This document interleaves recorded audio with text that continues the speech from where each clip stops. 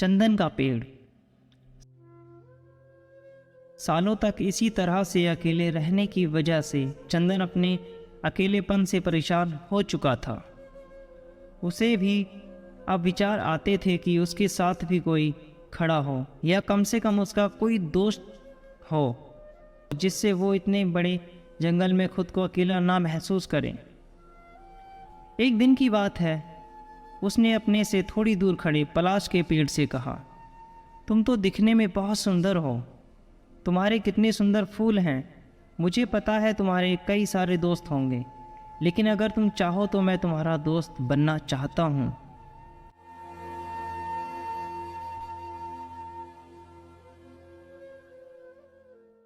पलाश का पेड़ भी बहुत खुश हुआ। उसने कहा, हाँ हाँ क्यों नहीं, बल्कि मुझे तुम्हें दोस्त बनाकर खुशी होगी, क्योंकि तुम ज़्यादा सुंदर ना सही, लेकिन तुम्हारी खुशबू इस जंगल को महकाती है। तुम्हारी वजह से हमारे आसपास की हवा महकती रहती है और हमारा दिन अच्छा गुजरता है। पलाश के पेड़ की ऐसी मीठी मीठी बातें सुनकर चंदन का पेड़ बहुत खुश हुआ।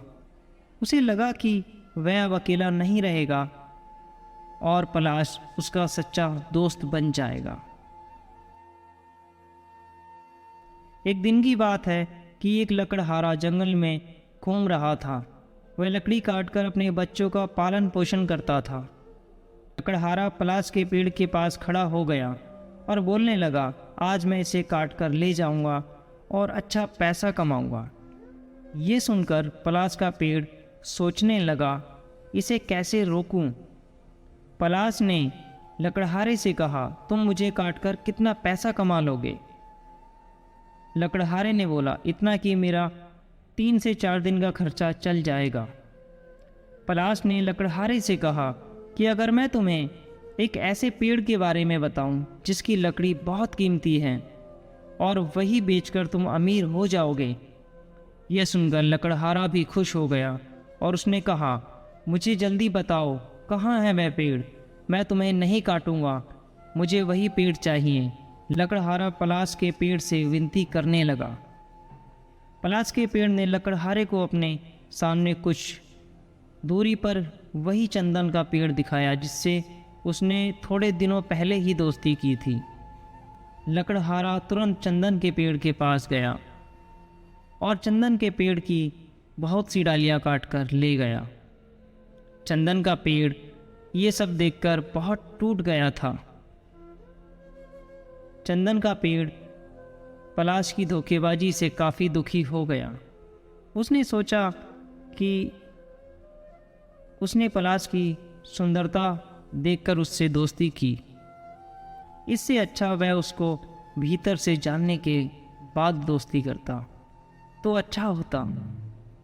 उसने मन बना लिया कि अब वह पलाश के पेड़ की धोखेबाजी का जवाब जरूर देगा। लकड़हारे ने लकड़ियां तो काट ली थी, लेकिन वह कुछ सोच रहा था और चिंतित दिखाई दे रहा था। चंदन के पेड़ ने उससे पूछा, अब क्या हुआ, तुम्हें तो लकड़ियां मिल गईं, फिर क्यों चिंता में हो। लकड़हारा बोला, मुझे लकड़ियां तो मिल गईं, लेकिन जल्दबाजी में मैं घर से रस्सी लाना ही भूल गया हूँ। अब मैं ये लकड़ियाँ कैसे अपने घर ले जा पाऊँगा। चंदन को जल्द ही पलाश से बदला लेने का मौका मिल गया। चंदन ने लकड़हारे को कहा, इसमें क्या समस्या है, तुम्हारे सामने वह जो पलाश का पेड़ है उसकी जड़ें निकाल लो। वह जड़ें काफ़ी अच्छी रस्सी की तरह मजबूत होती हैं, उनका इस्तेमाल करके तुम लकड़ियाँ बांधकर घर तक ले जा सकते हो।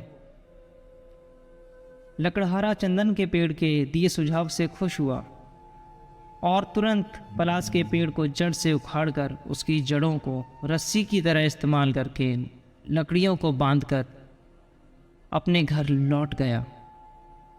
पलाश का पेड़ जड़ से उखड़कर जब अपनी आखिरी सांसें गिन रहा था, तब चंदन के पेड़ ने उससे धोखेबाजी का कारण पूछा। तो उसने बताया कि वह चंदन की खुशबू से जलता था, क्योंकि उसके फूलों की खुशबू चंदन की खुशबू की वजह से दब जाती थी। और सभी चंदन की खुशबू की तारीफ करते थे बजाय उसके फूलों की खुशबू की।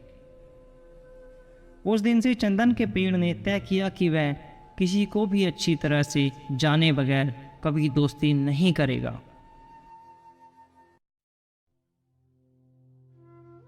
उसे ये भी समझ आ गया था कि धोखेबाजों के साथ से तो अकेला रहना अच्छा है। तब से चंदन का पेड़ जंगल में अकेला ही रहता है। दोस्तों, कहानी पसंद आई हो तो चैनल को सब्सक्राइब करें, वीडियो को लाइक, कमेंट और शेयर करना ना भूलें। धन्यवाद।